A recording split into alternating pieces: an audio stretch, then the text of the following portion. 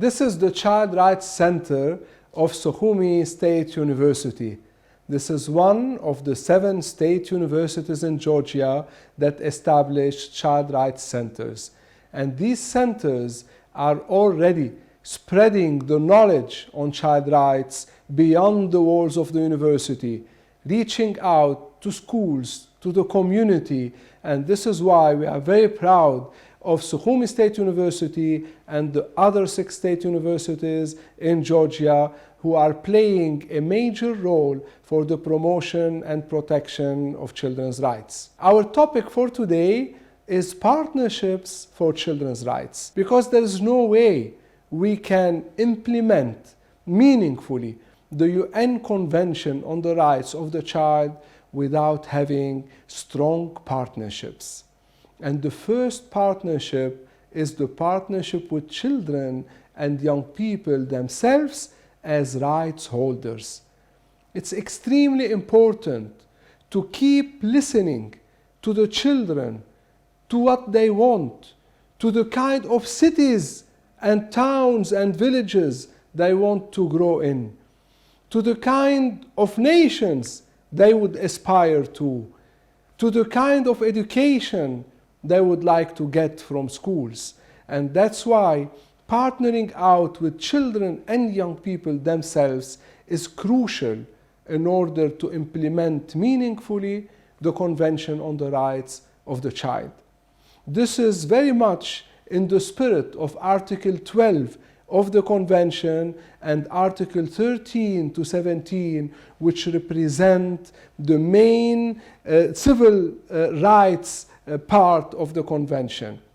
And within the partnership with children and young people comes also the partnership with their parents, the partnership with the teachers, the partnership with the caregivers. So all those who affect the lives of children are listened to and their opinions are taken into account. The other partnership that comes immediately to mind is the partnership with the government, because governments are responsible mainly for the implementation, and I would say for the full implementation of the Convention on the Rights of the Child after ratification of the Convention.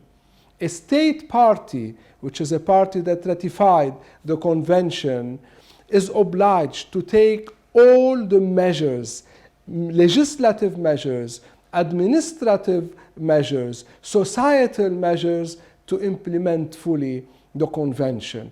So the partnership with the government is crucial, and the cooperation with the government should be a constructive one in order to implement all the principles and the provisions of the Convention. In parallel with the government, there should be a strong partnership with the Parliament as well, because the Parliament is first responsible to ensure the harmonization of the national laws with the provisions of the Convention on the Rights of the Child.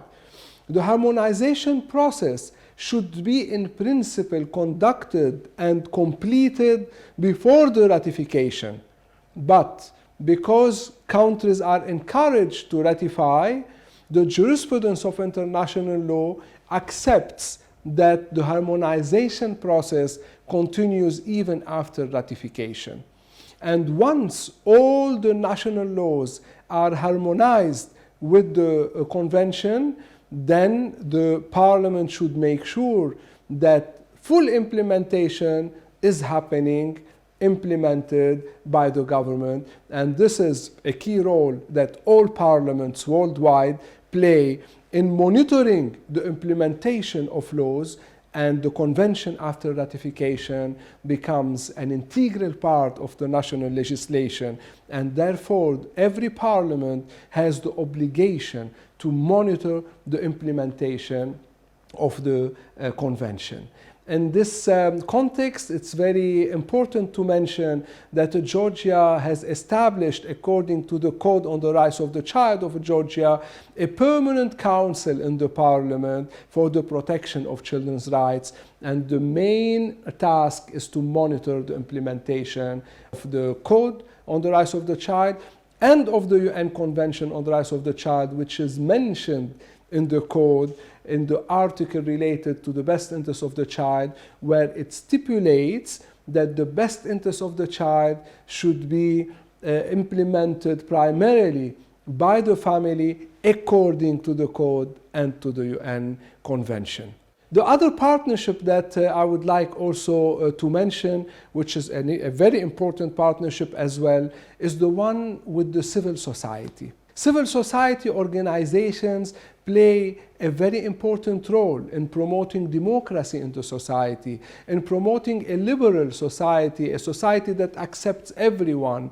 Inclusion is one of the main objectives also that civil society should be calling for. And that's why the partnering out with the civil society is very important to make sure that the Convention on the Rights of the Child is fully implemented.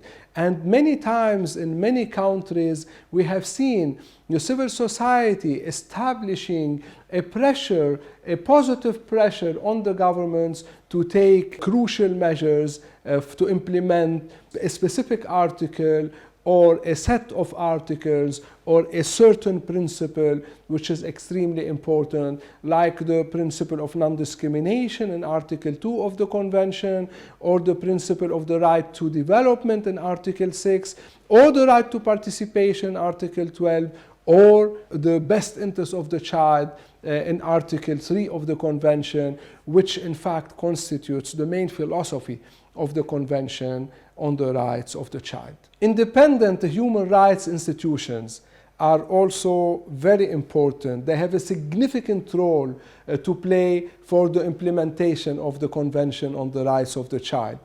They conduct thematic studies, and these studies inform the government and the parliament and the civil society as well on the situation of children and on the rights of children and to what extent these rights are violated in the society. So the thematic research and the actions taken by independent human rights institutions should be taken very seriously. And the government, the parliament, the civil society should invest very well in these studies, in these facts revealed by the independent human rights institutions. But needless to say here that these institutions should be really independent and should care for the best interest of the children. And this is when globally in every country they become very much respected, and the findings they announce, the findings they disseminate, they are taken very seriously by all partners. Another partner for children's rights is academia. And again, today, from the center, from the Child Rights Center of Sukhumi State University, I would like to stress the very important role of academia in the implementation of the Convention on the Rights of the Child. Academia plays an important role in the life of every country, but the concept of the child rights centers that have been established in Georgia in 7 state universities made these universities reach out to the communities, and as I mentioned earlier, they are spreading the knowledge on child rights beyond the walls of the university. So this is very important because they are connecting to schools, they are connecting to the community and promoting child rights, and this is bringing together the knowledge of professors, the knowledge of students, and the knowledge from the real life of children and young people in the society. Religious and community leaders are also very important partners, and the partnership with the affected population within a community-based approach is extremely important. And this is what we have been doing, and this is where we felt that children's rights have reached really the beneficiaries directly through their community leaders. And one of the impressive partnerships that we have developed in Georgia is the partnership with religious leaders, whereas UNICEF has, with all religious denominations in Georgia, a very strong partnership, and we work together to promote and protect children's rights.